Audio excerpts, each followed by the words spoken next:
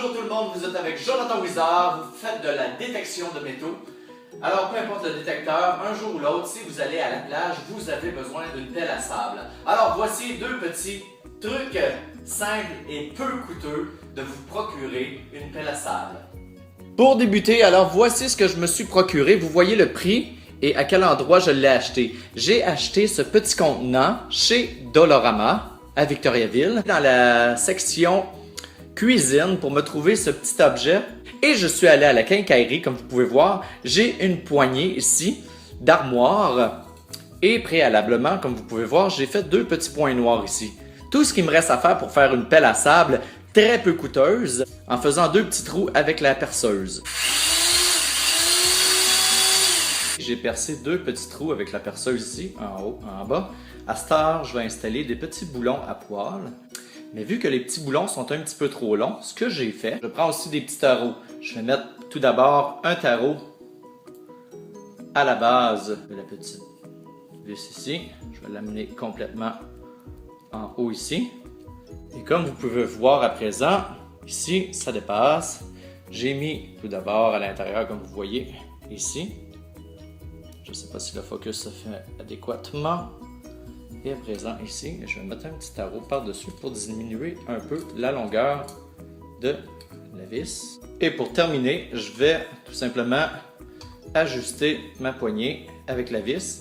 À présent, vous pouvez regarder le résultat, qu'est-ce que ça donne. Tout simplement ce tamis à sable pour la détection, pour à la plage. Tout simplement cet objet que j'ai ramassé au Dollarama.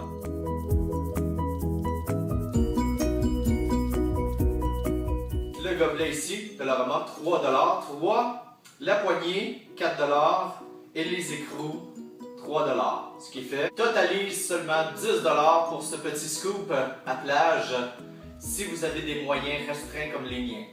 À présent, deuxième idée pour vous faire un scoop à sable ou une pelle à sable de plage pour votre détection.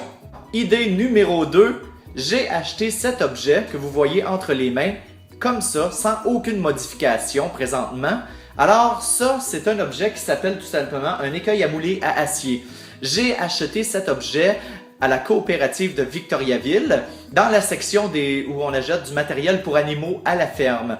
À présent, ce que je vais faire de cet objet, c'est simple. J'utilise toujours la perceuse et je vais utiliser une mèche adéquate pour les trous dont je désire la grosseur des trous sur ma pelle à mouler. Toujours pour faire de la détection, ramasser les objets qu'on trouve avec notre détecteur dans le sable. De nouvelle étape, j'ai commencé avec un crayon indélébile à faire des points où je vais faire les trous avec ma perceuse. Alors voici le résultat, un coup terminé après avoir percé tous les trous dans cette mangeoire à animaux. Alors dans cette pelle pour donner de la nourriture aux animaux, j'ai percé des trous un peu partout. Je les ai percés plus ou moins à mon goût, comme vous voyez. Alors, je l'ai fait à moitié ici parce que je me dis, c'est là que, ici, je veux que l'objet se ramasse quand je vais faire de la détection. Et si je ramasse quelque chose sur une plage. Alors, j'ai fabriqué moi-même ma pelle à sable. À cette heure, ça va être de la tester. Et si vous voulez, vous pouvez également vous-même vous fabriquer votre propre pelle à sable ou en anglais, votre scoop.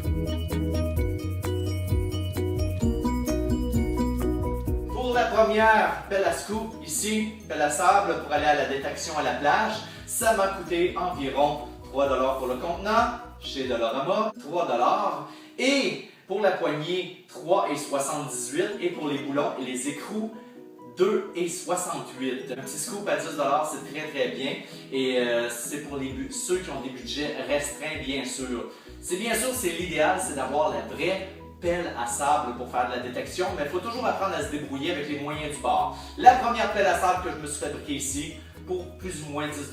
La deuxième pelle à sable que je me suis fait, celle-là que je trouve déjà en partant plus agréable. Tout ce qu'il m'a fallu à faire, la poignée était déjà installée et tout simplement, j'ai percé des trous. Si à mon premier essai, je trouve que l'eau ne s'évacue pas assez rapidement. Tout ce que je ferai en revenant à la maison, c'est de percer des trous supplémentaires. Mais je crois qu'à mon humble avis, que ça va faire la job. Et tout simplement, cet objet ici, aussi acheté à la coopérative dans le département des animaux. Ça s'appelle, il y a deux noms à ça, une cuillère alimentaire, Made in Canada en plus. un équelle à mouler en acier. Ah, en acier. Alors ça va rouiller, mais coudon peinturez-le avec la peinture anti-rouille, puis ça va faire l'affaire. C'était mon truc Système D pour ceux qui n'ont pas de moyens financiers assez adéquats pour s'acheter les vraies pelles à sable à détection, ou des scoops en anglais. Vous avez des options, alors c'est à vous à les faire vous-même. Moi je vous ai montré comment, à présent amusez-vous. Bonne détection à vous tous, amis détectoristes du Québec. À bientôt, vous étiez avec Jonathan Wizard et c'était la sable.